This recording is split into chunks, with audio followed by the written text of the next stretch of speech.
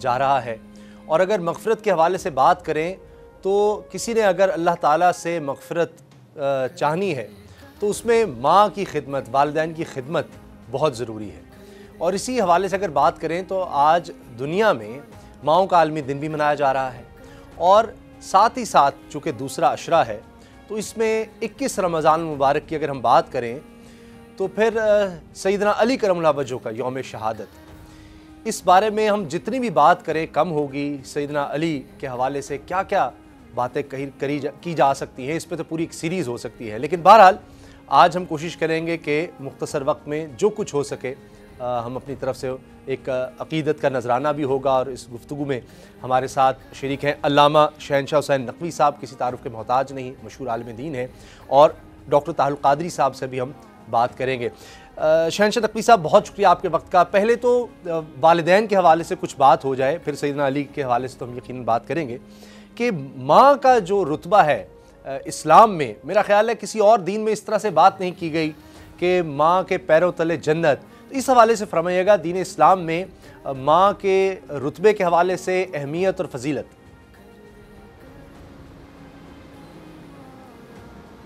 بسم اللہ الرحمن الرحیم۔ سب سے پہلے تو میں جناب محترم اسامہ غازی صاحب آپ کا شکریہ ادا کرتا ہوں کہ آپ نے، آپ کے اس رسانے نے موقع یہ فراہم کیا کہ ماہ مبارک رمضان، وہ بھی رمضان غضبان، عطشان، جوعان، رحمان کے وزن کا لفظ ہے، جس میں اللہ گناہوں کو جلا کے راکھ کر دیتا ہے۔ یہ مہینہ جیسے آپ نے ابھی اپنے آغاز میں کہا کہ رحمت کا، مغفرت کا اور برکت کا مہینہ ہے۔ رحمت کا عشرہ تمام ہونے کو ہے اور ہو گیا، اور اب یہاں مغفرت کا اور پھر اب برکت کا مہینہ آئے گا۔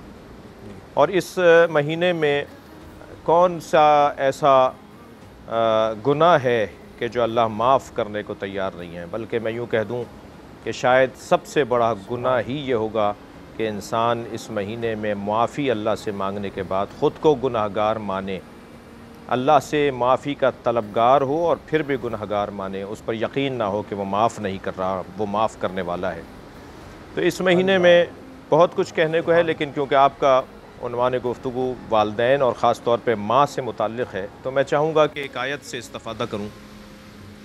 سورہ مبارکہ اسراء کے اندر پروردگار عالم نے کیا خوب ارشاد فرمایا، وَقَضَىٰ رَبُّكَ أَن لَا تَعْبُدُوا إِلَّا إِيَّاهُ وَقَضَىٰ رَبُّكَ أَن لَا تَعْبُدُوا إِلَّا إِيَّاهُ وَبِالْوَالِدَيْنِ إِحْسَانًا إِمَّا يَبْلُغَنَّ عِندَكَ الْكِبَرَ أَحَدُهُمَا أَوْ كِلَاهُمَا فَلَا تَقُل لَّهُمَا أُفٍّ وَلَا تَنْهَرْهُمَا وَقُل لَّهُمَا قَوْلًا كَرِيمًا وَاخْفِضْ لَهُمَا جَنَاحَ الذُّلِّ مِنَ الرَّحْمَةِ وَقُل رَّبِّ ارْحَمْهُمَا كَمَا رَبَّيَانِي صَغِيرًا۔ اس آیت کا ترجمہ کیا خوب کیا ہے اہل دل نے، اہل تفسیر نے اور قرآن سمجھنے والوں نے۔ وَقَضَىٰ رَبُّكَ أَن لَا تَعْبُدُوا إِلَّا إِيَّاهُ، تمہارے رب کا، قضا ربک، تمہارے رب کا یہ حتمی فیصلہ ہے کہ اس کے علاوہ کسی اور کی عبادت نہ کرنا۔ عبادت اللہ کسی اور کی پسند نہیں کرتا۔ اللہ سب سے بڑا گناہ جسے کہتا ہے اور ہمیں اس سے روکا ہے وہ ہے شرک کا گناہ۔ شرک سے بڑا کوئی گناہ نہیں ہے، مشرکین کی کوئی بخشش نہیں ہے۔ پروردگار عالم نے اپنی عبادت اپنے آپ سے، اور حق بھی اسی کا ہے۔ مولا علی علیہ السلام نے کیا خوب ارشاد فرمایا، یا اللہ میں تیری عبادت جنت کی لالچ اور طمع میں نہیں کرتا، میں تیری عبادت دوزخ کے خوف سے نہیں کرتا، بل وجدتک اہلا لعبادتک، بلکہ میں تجھے عبادت کا اہل مانتا ہوں، اس لیے تیری عبادت کرتا ہوں۔ وَقَضَىٰ رَبُّكَ أَن لَا تَعْبُدُوا إِلَّا إِيَّاهُ، اللہ کے علاوہ کسی اور کی عبادت نہیں ہوگی۔ فوراً حسن دیکھیے جناب اسامہ صاحب، حسن دیکھیے آیت کا کہ اللہ کی عبادت کے فوراً بعد والدین کا ذکر اللہ نے کیا۔ یعنی اگر میں یوں کہہ دوں کہ سبحان اللہ کے ذکر کے بعد اگر کوئی قابل ذکر ہے تو وہ والدین ہیں۔ وَبِالْوَالِدَيْنِ إِحْسَانًا، اور والدین کے ساتھ حسن سلوک۔ اب یہ ہماری زبان کا لفظ نہیں ہے، یہ عربی کا لفظ ہے، احسان کا لفظ عربی کا لفظ ہے، اور ہمارے ہاں لفظ احسان جب استعمال ہوتا ہے تو اس میں احسان برتری کا عنوان رکھتا ہے۔ یہاں پر احسان سے مراد برتری نہیں ہے، بلکہ احسان سے مراد حسن سلوک، اچھا رویہ۔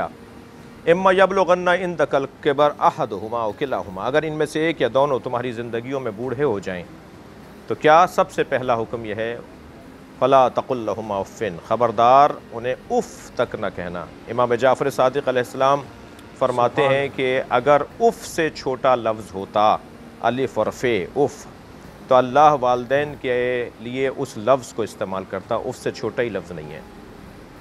ولا تقل لہما اف ولا تنہرہما، جھڑک کر بات نہ کرنا۔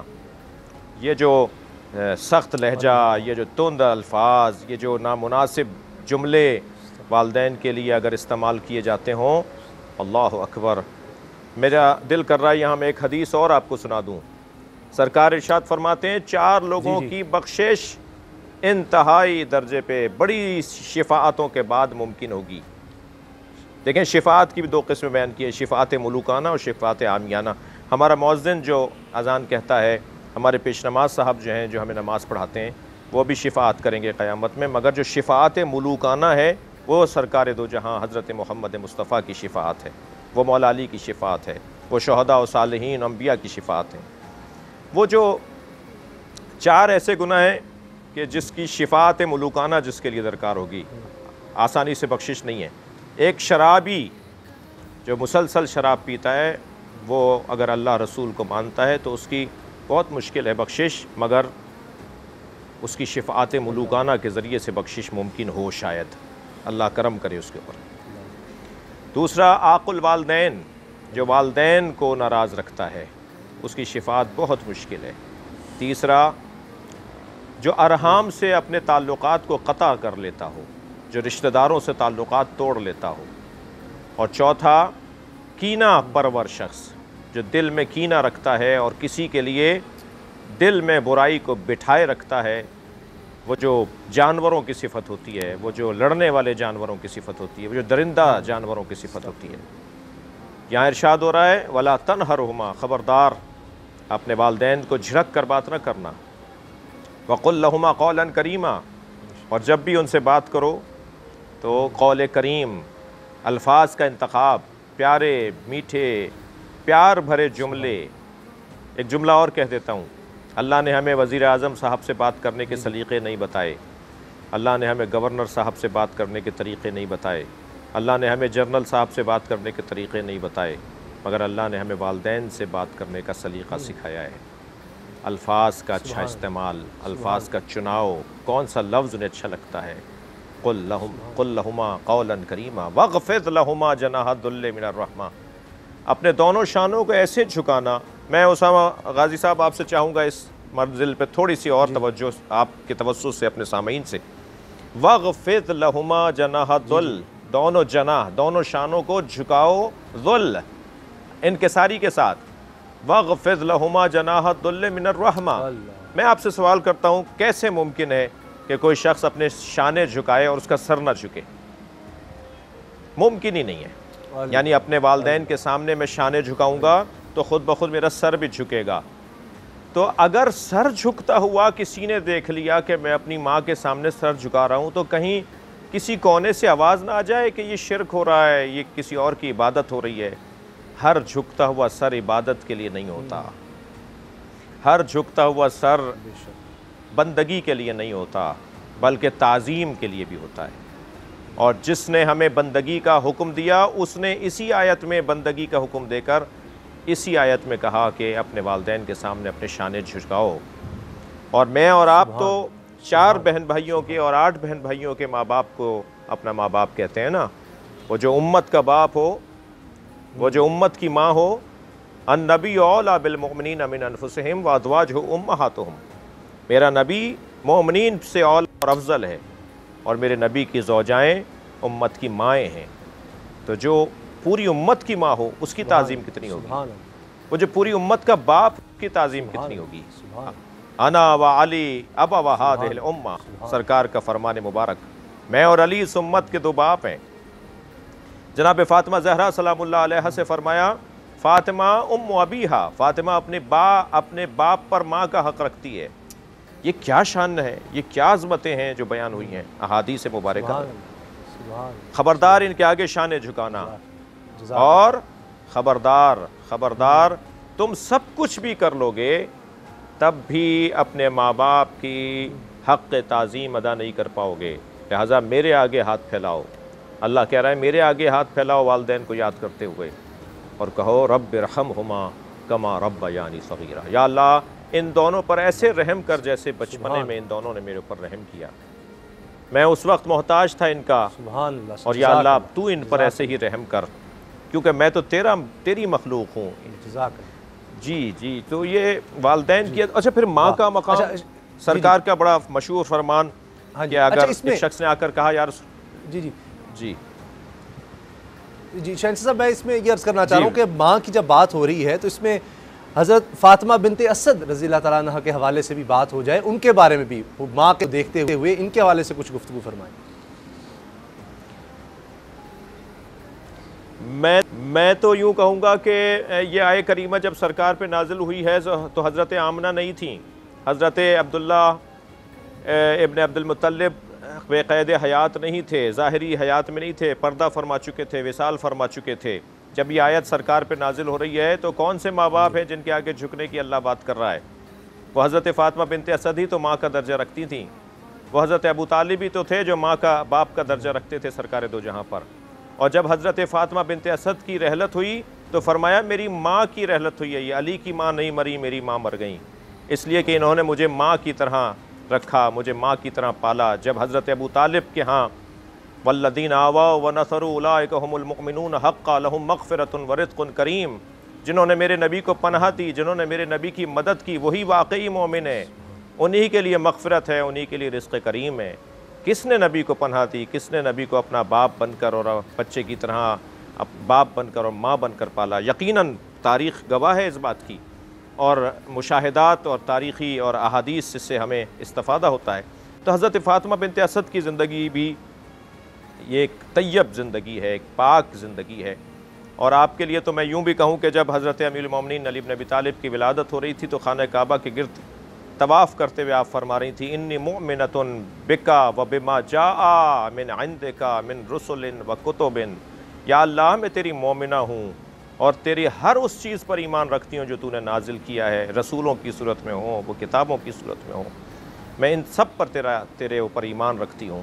یہ حضرت فاطمہ بنت اسد کیونکہ امیر المومنین کی ماں، اور مجھے ایک حسین واقعہ یاد آ رہا ہے، جب سرکار دو جہاں کی ولادت کی خبر لے کر آئیں بی بی فاطمہ بنت اسد حضرت ابو طالب کی خدمت میں، اور آپ نے کہا کہ اے ابو طالب اللہ نے آپ کو بھتیجا عطا کیا ہے، اور کیا حسین بھتیجا عطا کیا ہے، ایسا حسن تو میں نے آج سے پہلے دیکھا نہیں ہے، اتنا حسین بچہ تو میں نے آج سے پہلے دیکھا نہیں ہے۔ تو جیسے ہی فرمایا حضرت فاطمہ بنت اسد نے کہ اے ابو طالب آپ کو اللہ نے بھتیجا عطا کیا ہے، تو بے ساختہ حضرت ابو طالب نے فرمایا 30 سال بعد تمہاری گود میں اس کا بھائی آئے گا، اور وہ امیر المومنین کی ولادت کی خوشخبری تھی جو حضرت فاطمہ بنت اسد کو دی۔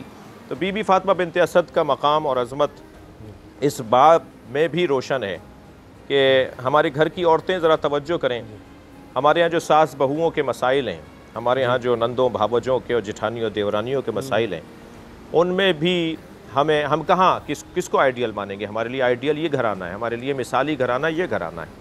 ہمارے نزدیک اگر کوئی ہمارے رہنما اصول زندگی کے مرتب کرنے والے وجود ہیں تو قرآن اور حدیث کی روشنی میں یہ لوگ ہیں، یہ ہستیاں ہیں۔ 6 شہر، 6 ٹیم، 6 سیلیبریٹی کیپٹن، صرف 1-2 شہر نہیں، ہمارے ساتھ کھیلے گا پورا Pakistan. Karachi Knights, Lahore Leopards, Islamabad Eagles, Kashmir Heroes, Quetta Wolves, Peshawar Hawks. تو ہو جائیں تیار، پاکستان میں پہلی بار گیم شو ایسے چلے گا لیگ کے لیے، جتائیں اپنی پسندیدہ ٹیم کو، کھیلیں گے آپ اس رمضان، گیم شو ایسے چلے گا لیگ۔